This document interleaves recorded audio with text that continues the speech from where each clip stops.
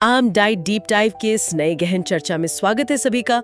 आज हम एक ऐसे विषय पर बात करने वाले हैं जो सच में हमारी सबसे गहरी भावनाओं से जुड़ा है। बिल्कुल, और ये एक ऐसा विषय है जिसे हम अक्सर नजरअंदाज कर देते हैं अपने रोजमर्रा के जीवन में। हाँ, वही तो आज की हमारी इस चर्चा का स्रोत तारा ब्राके की बहुत ही प्रभावशाली किताब radical acceptance, embracing your life with the heart of a Buddha से लिया गया है, खासकर इसके 20वें वर्षगांठ संस्करण से, जो कि अपने आप में एक बहुत बड़ा माइलस्टोन है। 20 साल हो गए इस किताब को। हाँ, और आज हमारा मिशन ये समझना है कि कैसे हम लोग अनजाने में ही खुद से नफरत करने लगते हैं, जिसे इस सोर्स मटेरियल में सेल्फ अवर्जन कहा गया है।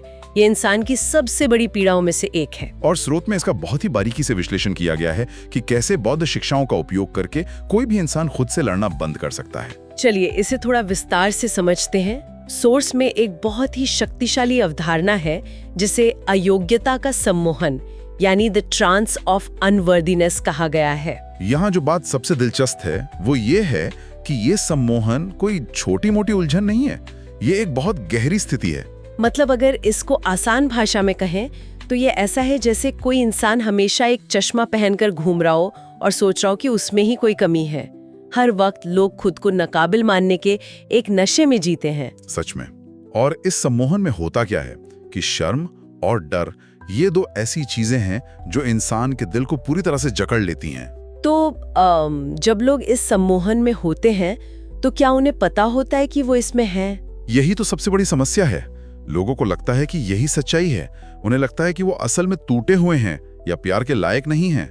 और इसकी वजह से इंसान खुद अपने ही खिलाफ खड़ा हो जाता है ना? हाँ, अगर हम इसे व्यापक नजरिए से देखें तो जब इंसान खुद के साथ इस तरह के युद्ध में होता है ना, तो इसका असर उसकी पूरी जिंदगी पर पड़ता है। जैसे सोर्स मटेरियल में पॉपुलर टॉपिक्स की एक लिस्ट दी गई है जिसमें क्रोध और संघर्ष यानी एंगर और कॉन्फ्लिक्ट का जिक्र है। वही मैं कहने वाला था। जब कोई अंदर से पहले ही खुद को अयोग्य मान रहा हो तो बाहर से जरा सी आलोचना मिलने पर क्या होगा? गुस्सा आएगा, और क्या, क्योंकि वो आलोचना उसके उस अंदरूनी डर को कहीं ना कहीं सच साबित करती हुई लगती है। बिल्कुल सही पकड़ा आपने। गुस्सा असल में उस शर्म को छुपाने का एक तरीका बन जाता है। ये बहुत ही एक तरह से रुला देने वाली बात है कि जो गुस्सा इंसान दूसरों पे निकालता है वो असल में खुद से द्वेष का ही एक रूप है। इसमें दुख और हानि यानी ग्रीफ एंड लॉस का भी जिक्र है। हाँ, और सोचिए जब कोई सदमा लगता है तो ये द ट्रांस ऑफ अनवर्दीनेस कहता है कि देखो ये सब तुम्हारी ही गलती है। यानी पहले से ही दुख है और ऊपर से इंसान खुद को ही दोष देने लगता है। ये तो किसी को भी तोड़ देगा। वही तो। और स्रोत में सिर्फ यही नहीं बल्कि इच्छाओं और व्यसनों यानी डिजायर्स और एडिक्शंस का भी बहुत अच्छा कनेक्शन बताया गया है। और एक और टॉपिक वहाँ था नींद का ज्ञान यानी स्लीप विजडम। मैं सोच रही थी कि खुद से नफरत करने का नींद से क्या रिश्ता हो सकता है? ये एक बहुत ही गहरा पॉइंट है। जब इंसान इस सम्मोहन में फंसा होता है और रात होती है, आसपास सब शांत होता है, तो उसके पास भागने की कोई जगह नहीं होती। एग्जैक्टली। वो खुद के विचारों के साथ अकेला होता है और चूंकि वो खुद का सामना नहीं कर पाता तो नींद सबसे पहले उसकी बलि चढ़ जाती है। लोग देर रात तक स्क्रीन देखते रहते हैं। हाँ, क्योंकि स्क्रीन देखना एक तरह का आसान रास्ता है उस अंदर की आवाज को दबाने का, जो युद्ध चल रहा है उसे शांत करने का। यहाँ बात सच में बहुत दिलचस्प हो जाती है क्योंकि ये सोर्स सिर्फ समस्याएं गिनाकर नहीं छोड़ देता। नहीं, ये किताब इस डर और शर्म को ठीक करने का एक पूरा रास्ता दिखाती है, जिसे रेडिकल एक्सेप्टेंस यानी पूर्ण स्वीकृति कहा गया है बौद्ध शिक्षाओं और कहानियों के जरिए। और इसी माइंडसेट शिफ्ट को समझने के लिए स्रोत में जैक कॉनफील्ड की एक बड़ी अच्छी समीक्षा दी गई है। वही जैक कॉनफील्ड जिन्होंने अ पाथ विद हार्ट लिखी है। हाँ, वही। उन्होंने रेडिकल एक्सेप्टेंस को सौम्य ज्ञान और कोमल उपचार बताया है। सौम्य ज्ञान और कोमल उपचार, gentle wisdom and tender healing, सुनने में ही कितना शांत लगता है ये। उनके शब्दों में ये हमारी उस अयोग्यता की भावना और लालसा के लिए एक बेहतरीन दवा है। पर यहाँ मेरे दिमाग में एक सवाल आता है जो शायद बहुत से लोगों के दिमाग में भी आता होगा। हाँ, बताइए।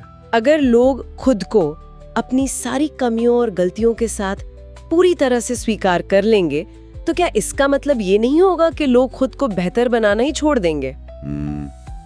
ये बहुत ही आम गलतफहमी है।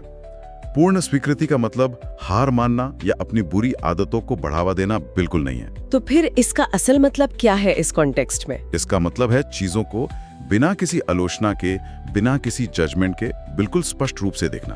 ओह, ओह, मतलब पहले तथ्य को स्वीकार करना कि हाँ, ये समस्या है। बिल्कुल। जब इंसान खुद से लड़ रहा होता है तो उसकी सारी ऊर्जा तो उसी लड़ाई में बर्बाद हो रही होती है ना। हाँ, फिर सुधार के लिए ताकत कहाँ से आएगी? तो स्वीकृति का काम है उस अंदरूनी युद्ध को रोकना, ताकि असली सुधार हो सके।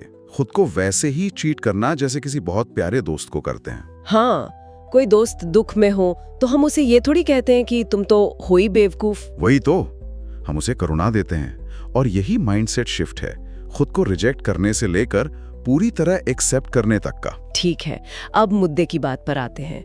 लोग इसे अपनी जिंदगी में अप्लाई कैसे कर सकते हैं? सोर्स वेबसाइट पर इनके ठीक-ठीक तरीके दिए गए हैं ना? हाँ, ये एक महत्वपूर्ण सवाल खड़ा करता है। हम इस स्वीकृति का अभ्यास रोजमर्रा के जीवन में कैसे करें? मैं देख रही थी कि वहाँ ध्यान यानी मेडिटेशन के परिवर्तनकारी शक्ति पर बहुत जोर दिया गया है। और खास बात यह है कि जो लोग बिल्कुल शुरुआत कर रहे हैं उनके लिए वेबसाइट पर न्यू टू मेडिटेशन और एस्टैब्लिशिंग अ प्रैक्टिस जैसे रिसोर्सेज हैं। और एक बहुत ही प्रैक्टिकल टूल भी है वहाँ, रेन यानी RAIN, रिसोर्सेज। ये रेन टेक्निक सच में बहुत मददगार है उस वक्त के लिए जब इंसान किसी बहुत ही तीव्र भावना के भंवर में फंसा हो। इसी अभ्यास को आसान करने के लिए जैक कॉर्नफील्ड का एक और उदाहरण वहाँ दिया गया है, जो एक सीधी सी आदत बताता है। कौन सा? जिसमें वो कहते हैं, सांस लें, नरम पड़ें और इन करुणामयी शिक्षाओं को अपने हृदय को आशीर्वाद देने दें। हाँ, breathe, soften and let these compassionate teachings bless your heart. ये बहुत गहरा है। सांस लेने वाली बात तो समझ आती है, पर ये नरम पड़ना, ये क्या होता है प्रैक्टिकल टर्म्स में? नरम पड़ने का मतलब है अपने दिमाग की उलझनों से थोड़ा बाहर आना और उस तनाव को छोड़ना जो हमने अपने शरीर में जकड़ रखा है। जैसे हम डरते हैं तो कंधे एकदम तन जाते हैं ना? बिल्कुल, जबड़ा भिंच जाता है। नरम पड़ना हमें वापस वर्तमान पल में लाता है। इसे बॉडीली अवेयरनेस या एम्बॉडीड प्रेजेंस कहते हैं। यानी अपने शरीर के अंदर वापस आना। हाँ, ये महसूस करना कि इस पल में हम यहाँ हैं और हमारे विचार सिर्फ विचार हैं, कोई पत्थर की लकीर नहीं। और मुझे लगता है कि यही वो जागरूकता है, वो अवेयरनेस है जो इस समूह को तोड़ती है। एकदम सही। जब इंसान जागरूक होता है तभी तो देख पाता है कि ओ, मैं तो फिर से खुद को कोसने लग गया। तो इस सब का असल मतलब क्या है? अगर किसी ने ये सब पढ़ लिया, ध्यान लगाना शुरू कर दिया, तो असल जिंदगी में क्या असर दिखेगा इसका? स्रोत मटेरियल में इसका जवाब बहुत ही सुंदर तरीके से दिया गया है। उसमें लिखा है कि जब हम खुद से लड़ना बंद कर देते हैं तो हम अपने जीवन के हर कीमती पल को पूरी तरह से जीने के लिए स्वतंत्र हो जाते हैं। स्वतंत्र यानी फ्रीडम। हाँ, और इस स्वतंत्रता का असर हमारे रिश्तों पर, हमारी खुशी पर सीधा पड़ता है। जैसे वहाँ लिसनिंग एंड रिलेशनशिप्स का जिक्र है। सच में, अगर दिमाग में खुद की ही आवाजें चल रही होंगी तो हम सामने वाले की बात कहाँ सुन पाएंगे? वही बात है, जब अंदर शोर नहीं होता तब इंसान बाहर की आवाजें साफ सुन पाता है, बिना इस डर के कि ये मेरे बारे में क्या सोच रहा है। और सोर्स में एक क्षमा यानी फॉरगिवनेस का भी टॉपिक है। जो खुद को माफ नहीं कर सकता वो भला दूसरों को क्या माफ करेगा? ये सीधा सा गणित है। इसी तरह कृतज्ञता और उदारता यानी ग्रैटिट्यूड एंड जेनरोसिटी भी तभी आती है जब इंसान खुद को एक्सेप्ट करता है। हाँ, जब लोग ये मानना छोड़ देते हैं कि वो अयोग्य हैं, तभी वो सच्ची खुशी और आनंद को जी पाते हैं। क्योंकि तब उन्हें लगता है कि वो उस खुशी के हकदार हैं। एक चीज जो मुझे इस मटेरियल में थोड़ी चौंकाने वाली लगी वो थी केयर गिवर, रिसोर्सेज और एंटी रेसिज्म जैसे टॉपिक्स का शामिल होना। हाँ, देखने में थोड़ा अलग लग सकता है कि पूर्ण स्वीकृति और ये सामाजिक मुद्दे एक साथ कैसे। वही, कोई सोच सकता है कि ऐसी किताब में नस्लवाद या दूसरों की देखभाल करने वालों का क्या काम, लेकिन थोड़ा डीपली सोचें तो जो केयर गिवर्स होते हैं उन्हें बहुत जल्दी बर्नआउट का सामना करना पड़ता है। बिल्कुल, वो किसी खाली बर्तन से दूसरों को पानी पिलाने जैसा हो जाता है।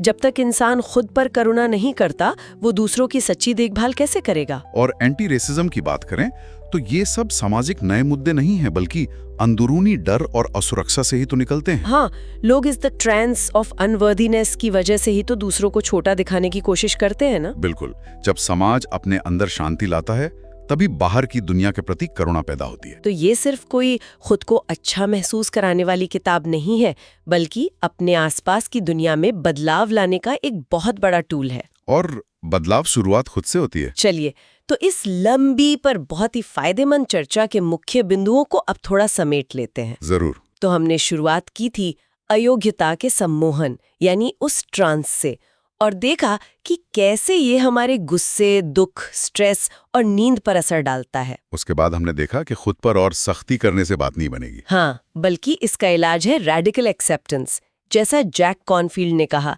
एक सौम्य ज्ञान जहां हम खुद को बिना जज किए एक्सेप्ट करते हैं। और प्रैक्टिस के लिए हमने रेन और नरम पढ़ने जैसे माइंडफुलनेस तरीकों पर बात की, जिससे इंसान प्रेजेंट मोमेंट में रह सके। इस आजादी से हमारे रिश्ते और हमारी करुणा दोनों में सुधार आता है। एक और जरूरी जानकारी स्रोत मटेरियल में दी गई है। इस 20वें वर्षगांठ संस्करण के आने पर तारा ब्राच की वेबसाइट पर निर्देशित ध्यान यानी गाइडेड मेडिटेशंस की एक पूरी लिस्ट मुफ्त में उपलब्ध है। ओह वाओ, ये तो उन सुनने वालों के लिए बहुत अच्छा है जो इन बातों को सिर्फ जानना नहीं बल्कि अपनी प्रैक्टिस में उतारना चाहते हैं। हाँ, क्योंकि एक्शन लेना सबसे बड़ा स्टेप होता है। बिल्कुल। तो अब हम इस विस्तृत विश्लेषण के आखिरी हिस्से में हैं। आज हमने सम्मोहन, शर्म और डर पर काफी गहरी बातें की हैं। इन सब पर बात करते हुए मैं इस चर्चा को खत्म करने से पहले एक विचार छोड़ना चाहता हूँ। जरूर बताइए।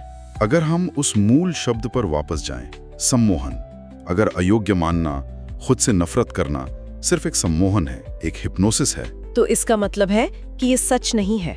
एग्जैक्टली, ये कोई अटल सच्चाई नहीं है, बस एक भ्रम है।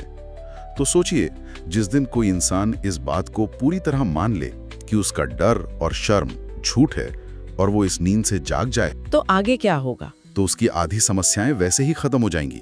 जिस युद्ध के पीछे कोई कारण ही नहीं, अगर वो पता चल जाए कि नकली था, तो डर किस बात का? बाप रे, एक भ्रम से जागने का फैसला कितनी बड़ी आजादी दे सकता है। सच में ये सोचना ही अपने आप में बहुत ताकतवर है। यही वजह है कि मुझे इस मटेरियल की गहराई सबसे ज्यादा प्रभावित करती है। और यही सोचकर हम इस गहन चर्चा को यहाँ विराम देते हैं। इस गहरे विश्लेषण में हमारा साथ देने के लिए बहुत धन्यवाद। मुझे पूरी उम्मीद है कि इस चर्चा ने लोगों को खुद को देखने का एक थोड़ा बेहतर नजरिया दिया होगा। इसी उम्मीद के साथ बस समझते रहिए और खुद के प्रति थोड़ी करुणा बनाए रखिए।